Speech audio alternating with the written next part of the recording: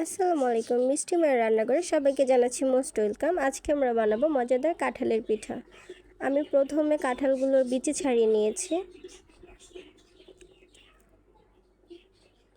কাঁঠালগুলোর বিচি ছাড়ানো হয়ে গেলে এবার আমি কাঁঠালগুলো ভালো করে ব্লেন্ডার করে নেব। আমি এখানে 1 গ্লাস পানি দিয়ে দিয়েছি কাঁঠালগুলো ভালো করে ব্লেন্ডার হওয়ার জন্য। এবার আমি এখানে 1 কাপ চিনি দিয়ে দিয়েছি। আপনারা চাইলে চিনি কম বা বেশি করতে পারেন। আমার কাঁঠালটা অনেক মিষ্টি ছিল, তাই আমি 1 কাপ চিনি দিয়েছি। এবার স্বাদ মতো লবণ দিয়ে দিলাম। এবার আমি এখানে 1 কাপ দুধ অ্যাড করে দিব, গুঁড়া দুধ। যদি বাসায় গুঁড়া দুধ না থাকে, লিকুইড দুধ থাকে, তাহলে পানির বদলে লিকুইড দুধটা দিতে পারেন। আমার বাসায় গুঁড়া দুধও ছিল, তাই আমি এখানে 1 কাপ গুঁড়া দুধ দিয়েছি। এবার 1 কাপ দিয়ে দিয়েছি আটা। ভালো করে ব্লেন্ডার করে নিয়েছি, দেখতে পাচ্ছেন। এবার আমি এখানে 1 কাপ চালের গুঁড়া অ্যাড করে দিয়েছি। চালের গুঁড়া না থাকলে সেটাকে স্কিপ করতে পারেন, কোনো সমস্যা নেই।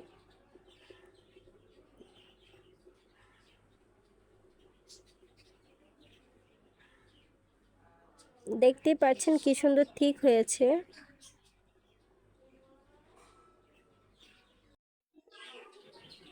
এই কাঁঠালের পিঠাটা যেমন সফট হয়, ঠিক তেমন খেতেও খুবই সুস্বাদু হয়। বাসায় একবার হলেও ট্রাই করে দেখবেন। আর যেহেতু এটা কাঁঠালের সিজন, তো বিকালে নাস্তার জন্য খুব ভালো একটা রেসিপি হতে পারে। তা আমি এখানে চামচ দিয়ে দিচ্ছি, আপনি ইচ্ছা করলে হাতেও দিতে পারেন।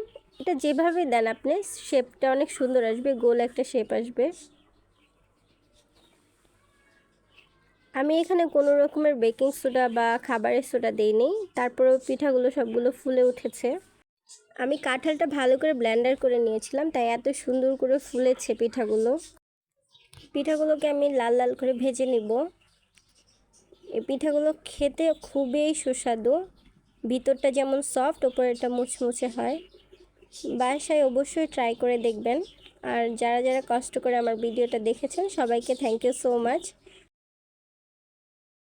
পেজের ভিডিওগুলো ভালো লাগে তাহলে আমার পেজটাকে লাইক করে সাবস্ক্রাইব করে দিন।